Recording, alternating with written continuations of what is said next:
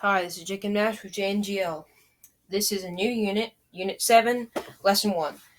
This unit is mostly just about shapes and things like that. I mean, I guess that's what geometry is basically about. But now we get really into the properties of shapes.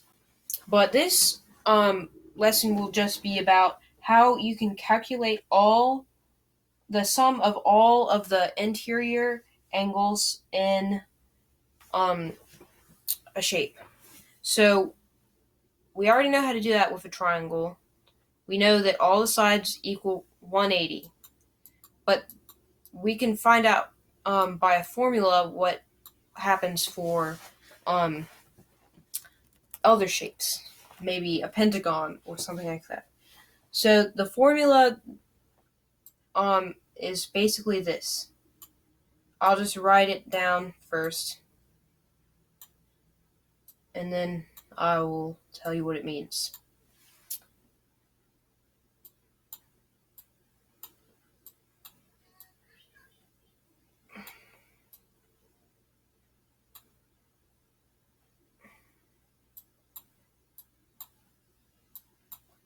Now, this isn't really a formula that's widely used. It's just one that I found out works for the case that we're trying to do. So, total sum of interior angles, that's what T can equal. And here's how you get to that. How many sides is on the polygon?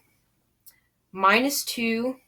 You do that first because it's in parentheses. And you multiply that by 180. Well, you might be like, how can we even tell if that works?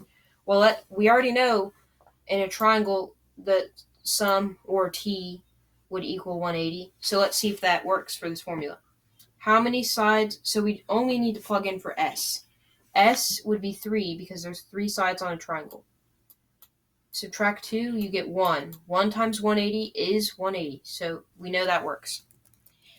So now that you know that, let's try it for a different shape. So let's try it for a hexagon.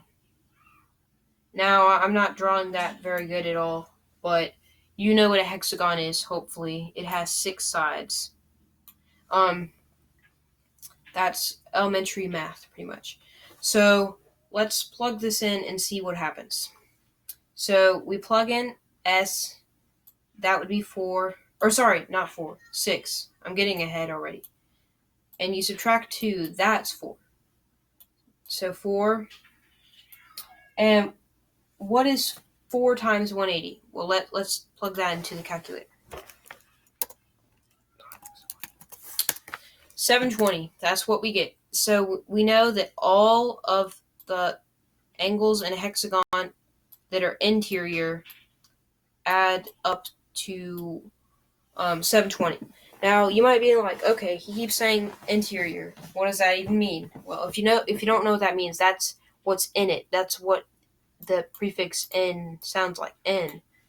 And then exterior is the other kind that we can learn about in the next lesson. That would be the ones that are like this, the one that's outside. But that's for the next lesson. If you need to know about that, see the next one. So thank you for watching, and I hope that this helped you. Just remember that, let's try this. There, that's what I was trying to do. This is the formula. Just have to remember what T and S stand for. So thanks for watching.